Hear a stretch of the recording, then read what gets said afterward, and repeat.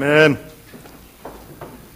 우리 시온찬의 귀한 찬양 하나님께 큰 영광이 되고 우리가 은혜된 줄로 믿습니다.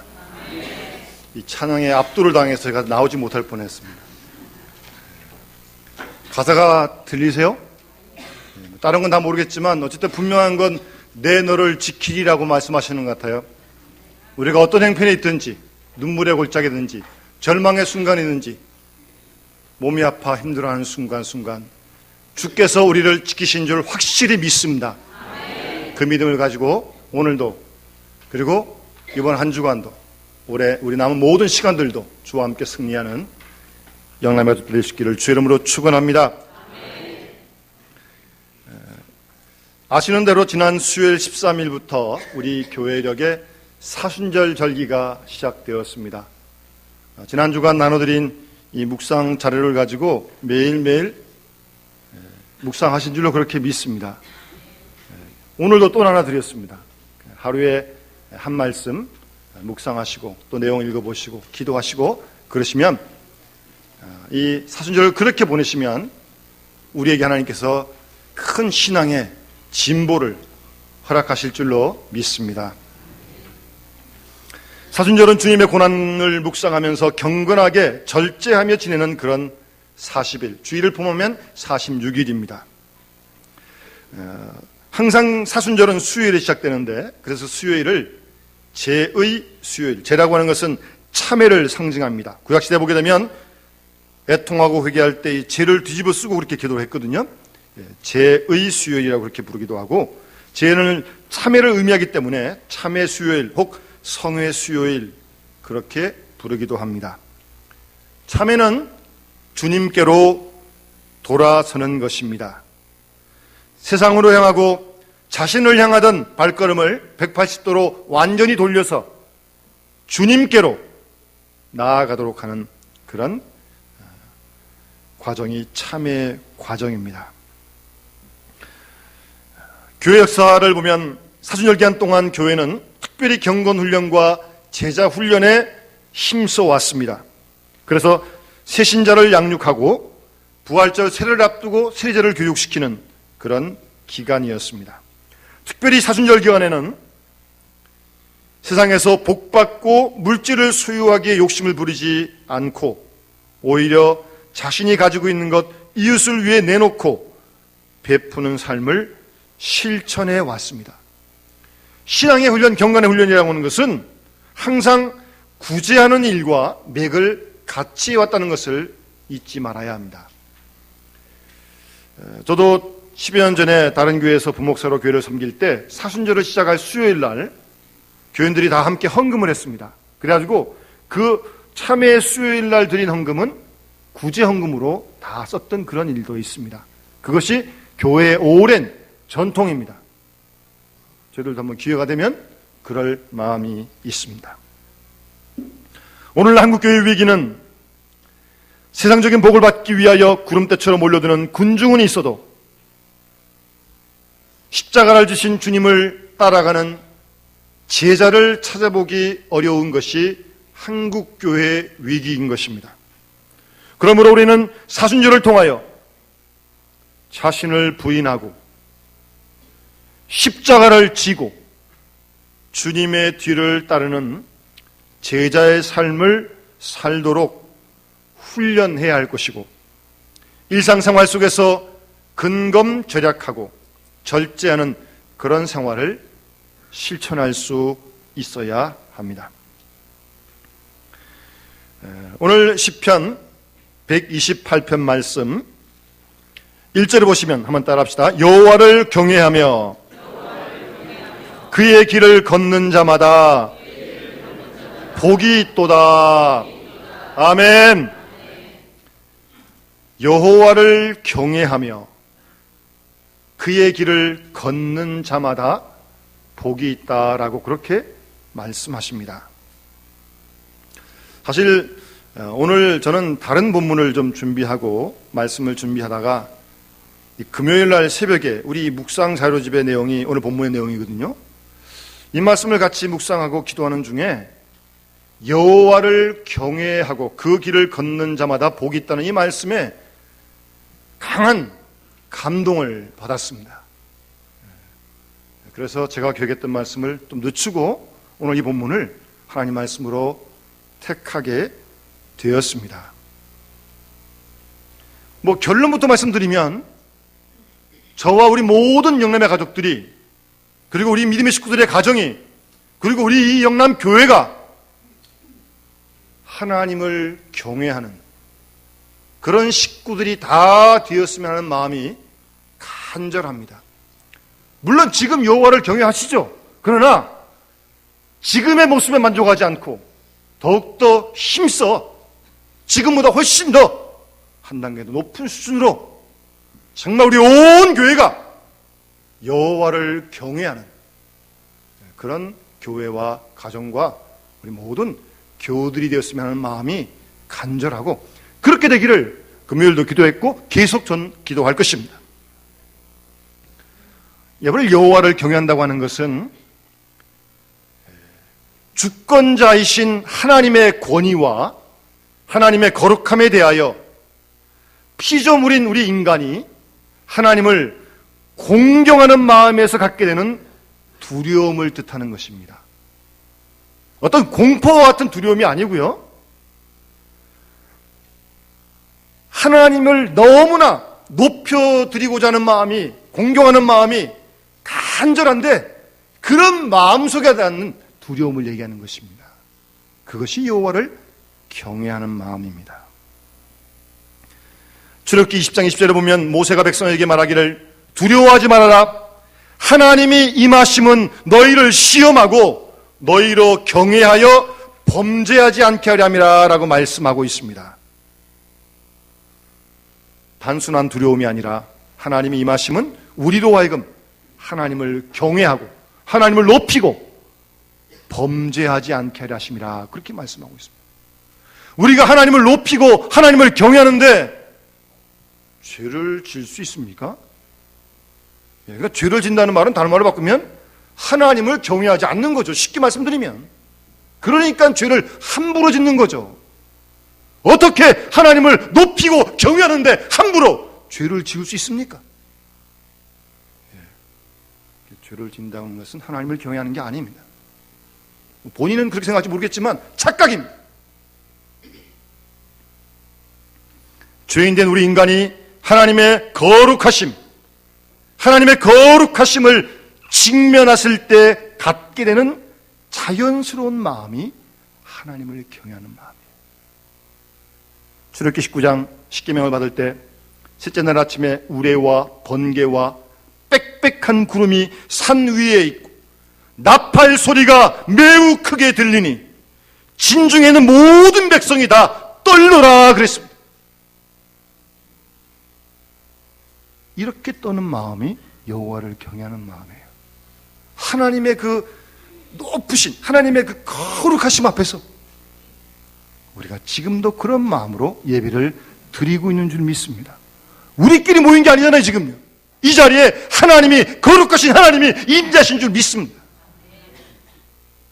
그런 경외하는 마음으로 우리가 예배에 임해야 하는 것입니다.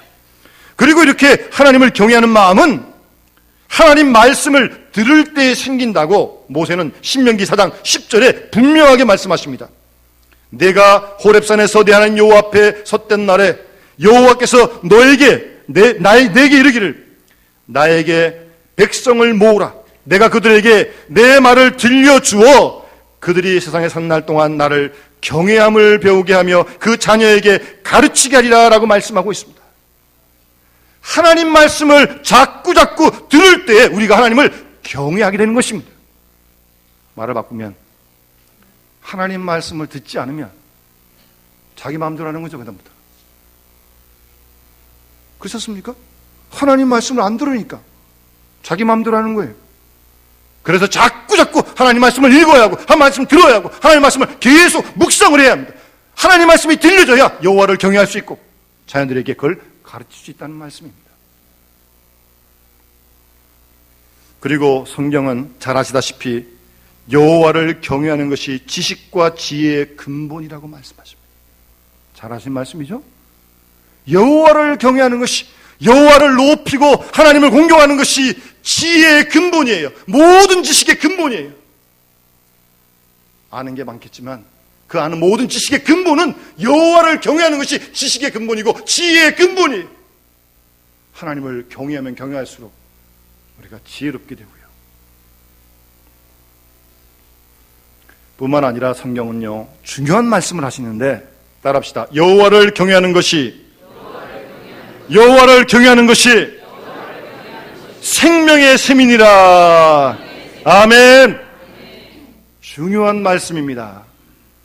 여호와를 경외하는 것이 생명의 셈이니 사망의 그늘에서 벗어나게 하느니라 라고 잠언 14장 27절에 말씀하고 있어요.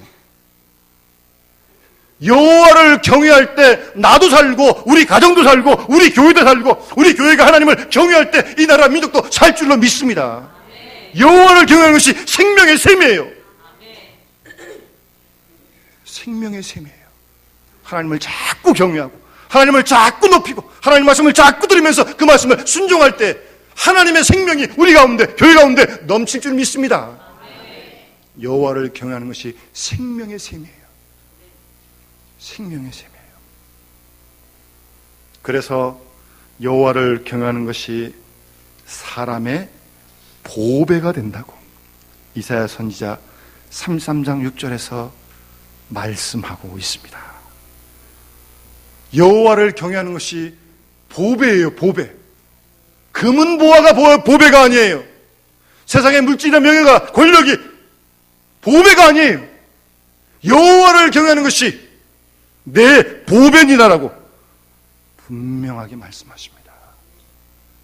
이 값진 여호와를 경외하는 신앙을 우리 모든 성도들이 배우고 익히고 훈련할 수 있길 바랍니다. 여호와를 경외하는 사람은 언제나 하나님의 이름을 높이게 됩니다. 그렇지 않겠습니까? 어째든지 하나님의 이름을 높이는 사람이 여호와를 경외하는 사람입니다. 나 자신요? 어떻게 되든 관계없어요. 그건 중요한 게 아니에요. 그런데 우리는 내가 중요할 때가 참 많아요. 내 자존심, 내 생각 조금 뭐가 흔들리고 손상을 나가면 바짝 긴장을 해가지고 그런 거 다 십자가에 다 못 박아야 돼요. 그게 중요한 게 아니고요. 세례요한처럼 나는 수혜들에도 주님의 이름이 흥할 수 있도록 어떤 상황에 있든지 주님의 이름만 높임받으면 아멘, 끝이에요. 그것이 여호와를 경외하는 사람입니다. 하나님의 이름을 자꾸 높여드립니다. 그래서 시편 22편 22절 23절 말씀에 여호와를 두려워하는 너희여 그를 찬송할지어다. 야곱의 모든 자손이여 그에게 영광을 돌릴지어다. 이스라엘의 모든 자손이여 그를 경외할지어다. 그렇게 계속 말씀하고 있습니다. 이렇게 하나님을 경외하는 사람들에게 하나님은 긍휼하심을 베풀어 주십니다. 아버지가 자식을 긍휼히 여긴 같이 여호와께서는 자기를 경외하는 자를 긍휼히 여기신다고 시편 103편 13절에 분명히 말씀하고 있습니다. 그러니까 하나님의 긍휼하심을 하나님의 불쌍히 여기심을 자꾸 많이 받으려면 하나님을 자꾸 경외해야 돼요. 그러면 하나님의 긍휼하심을 우리가 힘입게 될 줄로 믿습니다. 반대로 하나님을 경외하지 않으면 하나님의 긍휼하심을 힘입을 수가 없어요. 하나님의 불쌍히 여기심을 우리가 힘입어야 사는 거 아니겠습니까? 매일매일 순간순간 말입니다. 그래서 하나님을 경외하는 사람은 궁극적으로 하나님의 거룩함을 온전히 이루게 된다고 고린도후서 7장 1절에 말씀하십니다. 그런즉 사랑하는 자들아 이 약속을 가진 우리는 하나님을 두려워하는 하나님을 경외하는 가운데 거룩함을 온전히 이루어 육과 영의 온갖 더러운 것에서 자신을 깨끗하게 하자 그렇게 말씀하고 있어요. 여호와를 자꾸 경외하면 경외할수록 하나님의 거룩함을 우리가 담게 되고 하나님의 거룩함을 힘입게 돼요. 말하는 것도 생각하는 것도 행동하는 것도 자꾸 변화되어져요. 하나님을 높일 수밖에 없으니까. 높이다 보면 그렇지 않겠습니까? 우리 믿는 하나님이 거룩하신 하나님이신데 내가 거룩하니 너희도 거룩하라고 그렇게 말씀하시지 않습니까? 그런데 안타까운 것은 오늘 우리 사회에 하나님을 경외하는 사람 참 찾아보기 어렵습니다. 여러분들은 어떠신지 모르겠어요. 저는 어쨌든 그래요. 여호와를 경외하는 사람을 참 찾아보기가 어렵습니다. 제가 57년 동안 교회에서 나서 교회 속전 생활했는데요.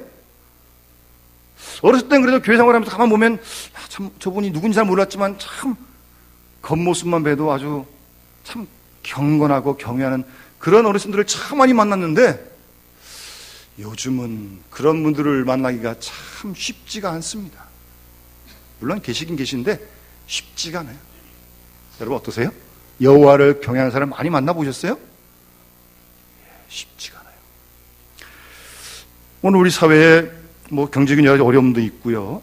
또 북한이 3차 핵실험을 한 이후로 여러 가지 긴장이 감돌고 있습니다. 우리나라의 군대도 미사일을 준비하고 미국도 요격 미사일을 준비하고 상당히 어쨌든 위기가 고조되어지고 있는데요. 저는 기도하는 사람으로서 경제적인 위기도 위기고 군사적인 위기도 위기지만 그보다 더 큰 위기는 이 땅에 여호와를 경외하는 사람이 드물어지고 있는 것이 더 큰 위기라고 저는 그렇게 믿습니다. 그래서 시편 12편 시인은 여호와여 도와주십시오. 이 땅에 경건한 자가 끊어지고 있고 충실하고 성실한 사람이 인생 중에 하나님 없어지고 있사오니 하나님 좀 도와달라고 그렇게 기도를 드리고 있는 거예요. 이 시편의 기도가 절로 나옵니다. 경건한 사람이 끊어지고 있어요.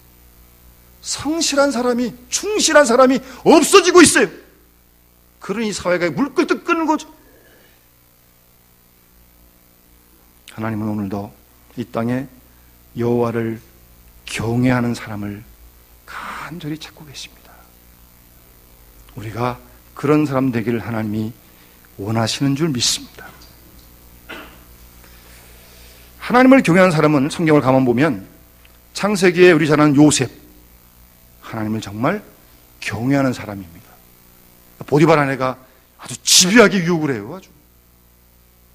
그런데 내가 어찌 이 큰 악을 행하여 하나님께 죄를 지으리까? 그 자를 피합니다. 피한 것 때문에 누명을 쓰고 감옥 속에 들어갑니다. 그래도 죄 지을 수 없어요. 그러한 사람이 여호와를 경외하는 사람 아니겠습니까? 그리고 우리 나라는 다윗도 보면 사울 왕이 자기를 죽이려고 합니다. 다윗이 엔게디 광야에 있다는 소식을 듣고 사울 왕이 3,000명 군사를 거느리고 다윗을 죽이려고 합니다.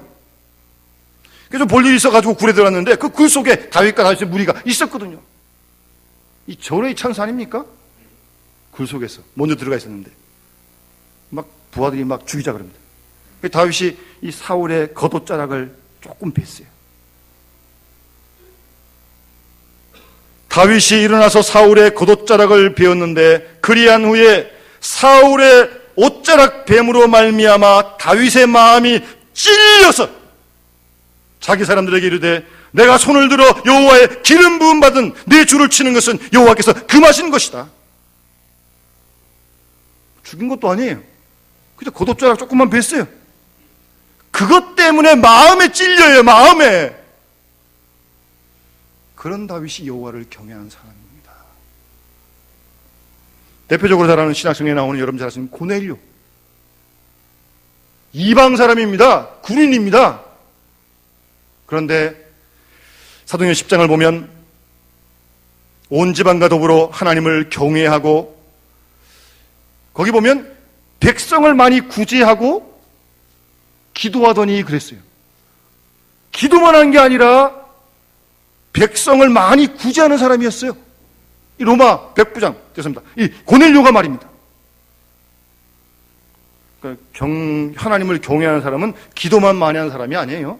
기도도 물론 많이 하지만 백성을 많이 구제하는 사람. 그 생활이 함께 포함된 생활이 여호와를 경외하는 생활입니다.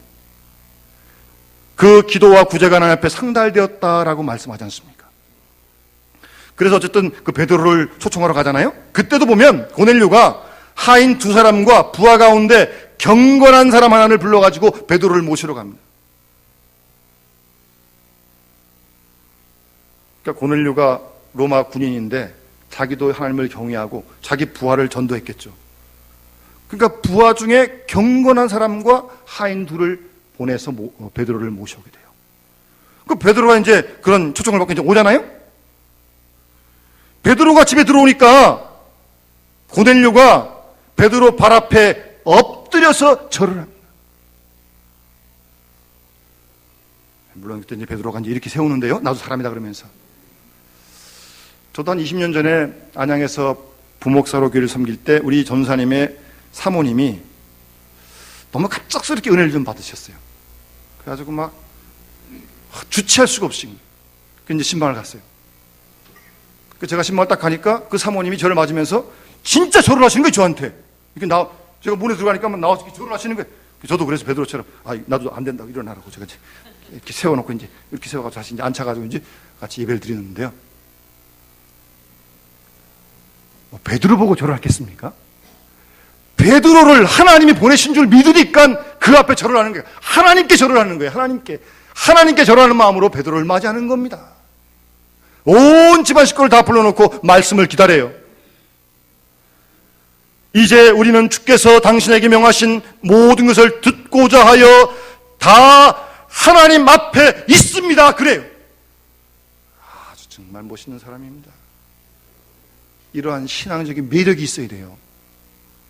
멋있지 않습니까?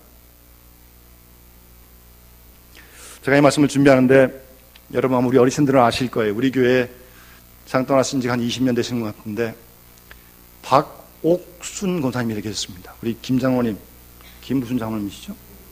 김호육 장로님의 이제 부인 권사님이셨는데 이 권사님은 제가 뵌 그때부터, 그전에는 잘 모르겠어요. 그전에는 빠마도 하신 것 같은데 빠마 안 하시고 흰 한복을 아래 위로 딱 입으시고 머리는 딱 쪼으셔가지고 이렇게 딱 꽂으시고 집에서 또 다락이 있어요. 정말 제가 보기에 어쨌든 기도를 참 많이 하시는 것 같아요. 우리 교인들이 다 알았으니까.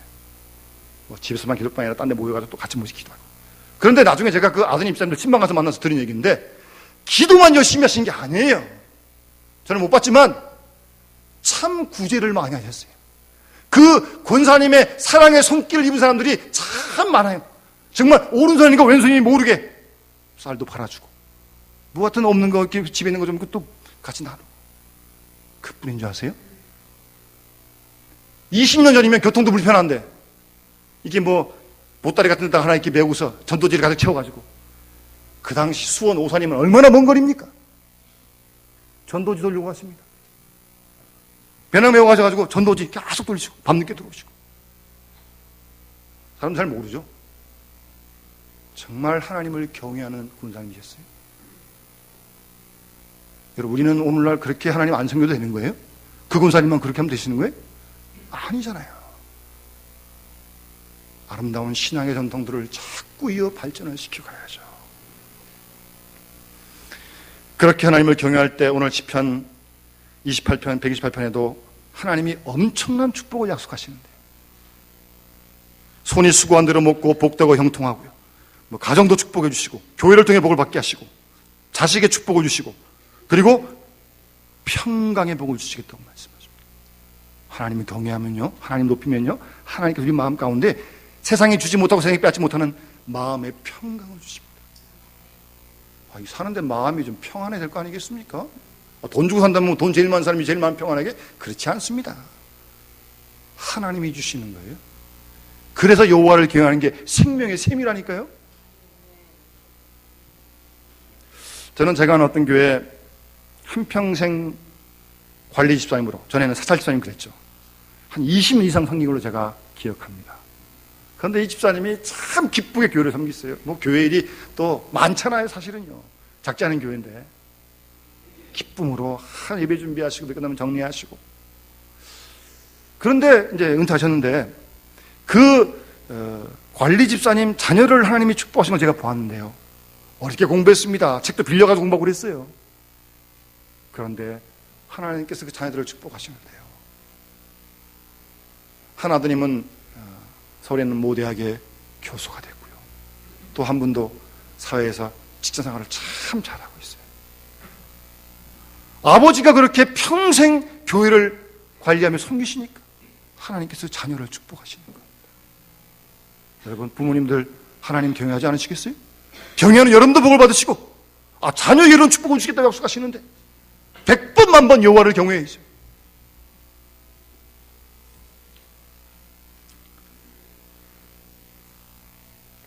그래서 신명기를 보면 모세가 이스라엘 백성들 가나안 땅 들어가기 전에 설교하면서요, 이렇게 설교를 합니다. 신명기 10장 12절 이하에, 이스라엘아, 내 하나님 여호와께서 너에게 요구하는 것이 무엇이냐? 내 하나님 여호와를 경외하여 그 모든 도를 행하고 그를 사랑하며 마음을 다하고 뜻을 다하여 하나님을 섬기라고 말씀하고 있습니다. 여호와를 경외하는 것이 하나님 우리에게 요구하시는 거예요. 사실은 하나님을 위해 그런 게 아니라 우리를 위해서 그러시는 거죠. 우리가 하나님을 경외하니까 하나님 축복을 주시니까. 그러면서 신명기 14장 23절 말씀에 따라합시다. 내 하나님 여호와 경외하기를 항상 배울 것이니라. 아멘. 하나님 여호와 경외하기를 항상 배우래요. 항상. 하나님 나라 가실 때까지 배우셔야 돼. 예? 내가 전에는 좀 이렇게 했는데 어딘데 한때 그렇게 생각해도 되겠습니까? 지금도 중요하고 앞으로도 중요하고. 이 사람은 그런데요, 참 이상해가지고요, 조금만 좀 어떻게 되면 이게 사람은 이제 목이 좀 꼿꼿해지기 시작하니까 전에는 안 그랬는데 조심해야 됩니다. 하나님을 경외하는 것을 항상 배워야 돼요.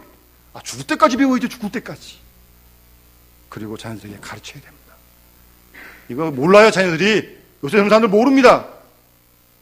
부모님들이 가르치시고 본을 보여주시고 자녀들에게 가르치셔야 돼요. 하나님의 경외하는 것을 가르쳐야 합니다.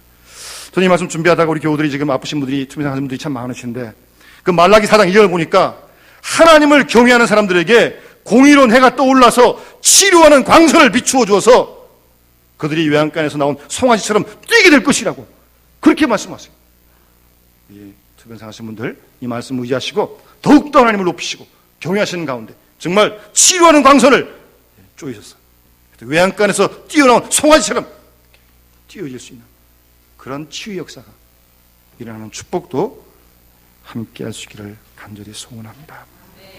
2014년 한 해 동안 우리 온 교회가 하나님을 진정으로 사랑하고 높이고 경외하는 가운데 주님이 주신 이런 귀한 복들을 우리가 함께 받아 누리면서 이 땅에서 복의 근원으로 살아가는 놀라운 축복이 함께 할 수 있기를 주의 이름으로 축원합니다. 기도드리겠습니다. 살아계신 하나님 아버지, 부족한 저희를 하나님 삼아주신 것 감사드립니다. 언제나 하나님을 영화롭게 하는 것이 우리 인생의 목적이건만 본분이건만 그 귀한 사실을 잊어버리고 때때로 교만하고 때때로 낙심하고 하나님의 영광을 가리었던 저희들을 주님 용서하여 주시옵소서. 이번 사순절을 시작하면서 우리와 우리 온 믿음의 식구들 여호와 하나님을 경외하는 가운데 높이는 가운데 주님이 약속하신 이 놀라운 복을 받아 누리는 놀라운 축복을 우리 모두에게 더하여 주시옵소서. 주 예수 그리스도 이름으로 간절히 기도드리옵나이다. 아멘.